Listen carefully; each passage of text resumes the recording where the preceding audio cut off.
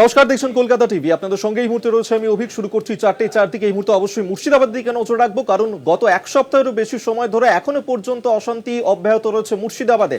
আর আজকে মুর্শিদাবাদের জাফরাবাদে গিয়েছিলেন রাজ্যপাল সিভি আনন্দ বোস।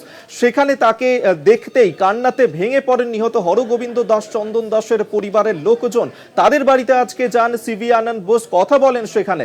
শমশেরগঞ্জের বেতবোনাতে সেখানে রাজ্যপাল না দাঁড়ানোতে অন্যদিকে বিক্ষোভ দেখায় স্থানীয়রা। রাজ্যপালের কনভয়ের পিছনের গাড়ি আটকে বিক্ষোভ দেখায় স্থানীয়রা। বেতবোনাতে সেখানে বিক্ষোভের জেরে পৌঁছন রাজ্যপাল। স্থানীয়দের সঙ্গেও কথা বলেন রাজ্যপাল সিভি আনন্দ বোস। সেই ছবি এই মুহূর্তে দেখাচ্ছি আপনাদেরকে, যেখানে মুর্শিদাবাদের পরিস্থিতি সরেজমিনে খতিয়ে দেখতে আজকে যান রাজ্যপাল সিভি আনন্দ বোস। শমশেরগঞ্জে সেখানে রাজ্যপালকে ঘিরে ধরে অন্যদিকে বিক্ষোভ দেখানো হয়। নিহত হরগোবিন্দ দাস এবং চন্দন দাস তাদের পরিবারের সঙ্গে গিয়ে দেখা করেন। তিনি আশ্বস্ত করেন নিহতের পরিবারকে যে সেখানে শান্তি খুব দ্রুত ফিরিয়ে আনা হবে, শান্তি বজায় রাখা হবে। অন্যদিকে রাজ্যপালকে সামনে পেয়ে স্থানীয়রা তারা দাবি করেন যে স্থায়ী বিএসএফ এর ক্যাম্প সেখানে করতে হবে। এমনটাই দাবি স্থানীয়রা করেন রাজ্যপাল সিভি আনন্দ বোসের কাছে। রাজ্যপাল সিভি আনন্দ বোস তিনি আশ্বস্ত করেছেন। অন্যদিকে বেতবোনাতে সেখানে রাজ্যপালের কনভয়ের না দাঁড়ানোর কারণে বিক্ষোভ দেখান স্থানীয়রা।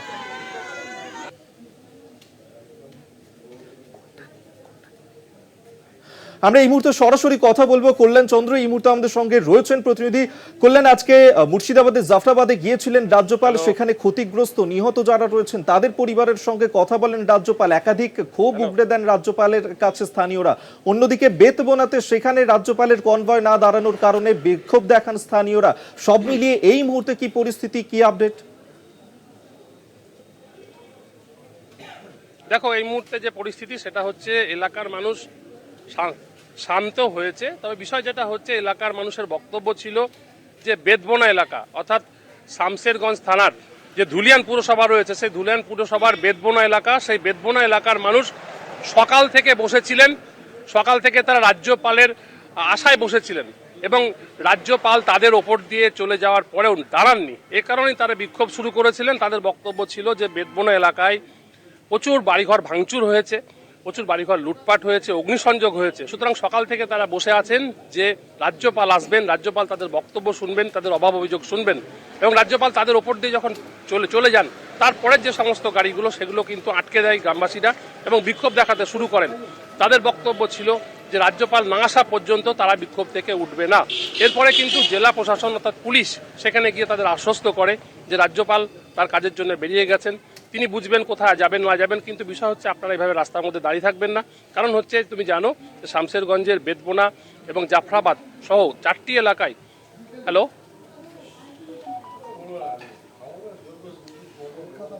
হ্যাঁ, শোনা যাচ্ছে কল্যাণ, তুমি যেমনটা জানাচ্ছ। 4টি এলাকায় সেখানে ত্রাণ শিবির খোলা হয়েছে এবং প্রত্যেক দিন দুবেলা খাবার দেওয়া হচ্ছে। যে সমস্ত মানুষ ক্ষতিগ্রস্ত হয়েছেন, তাদের বাড়িঘর ভেঙে গেছে, সেই সমস্ত বাড়িতে তাদের হাতাখুন্তি পর্যন্ত নেই রান্না করার জন্য, যার ফলে ব্লক প্রশাসন থেকে সেখানে ত্রাণ শিবির করা হয়েছে এবং ভাত ডাল তরকারি প্রত্যেক দিন খাওয়ানো হচ্ছে দুবেলা এবং গত কয়েকদিন ধরে। এই কারণে কিন্তু গ্রামের লোক সেখানে খাবার পাচ্ছেন, সেটাও তারা জানিয়েছেন। সুতরাং পুলিশ প্রশাসন সেখানে যেমন তাদের ব্যবস্থা করেছে, তেমনি নিরাপত্তার দাবি তারা তুলেছেন এবং এ কারণেই তারা রাজ্যপালকে দেখা করতে চেয়েছিলেন। কিন্তু রাজ্যপাল সেখানে না গিয়ে জাফরাবাদ গেছিল। তুমি জানো জাফরাবাদে বাবা ছেলে খুন হয়েছিল, সেই পরিবারের সঙ্গে রাজ্যপাল দেখা করেন। এরপরে কিন্তু এলাকাবাসীর বক্তব্য ছিল, দাবি ছিল যে তারা বিক্ষোভ দেখাচ্ছেন এই কারণেই যে তাদের বাড়িও ক্ষতিগ্রস্ত হয়েছে, কেন রাজ্যপাল সেখানে আসবেন না। তারা সকাল থেকে বসে আছেন, রাজ্যপাল সেখানে আসুক, তাদের সঙ্গে দেখা করুক, তাদের অভাব অভিযোগ শুনুক। এই দাবিতে কিন্তু বিক্ষোভ শুরু হয়। যদি সেই মেসেজ পেয়ে আধ ঘন্টা পরে সেখানে রাজ্যপাল উপস্থিত হন এবং এলাকার মানুষের বক্তব্য শোনেন, অভিযোগ শোনেন এবং রাজ্যপাল তাদেরকে আশ্বস্ত করেন যে তারা নিরাপত্তা অবশ্যই পাবে।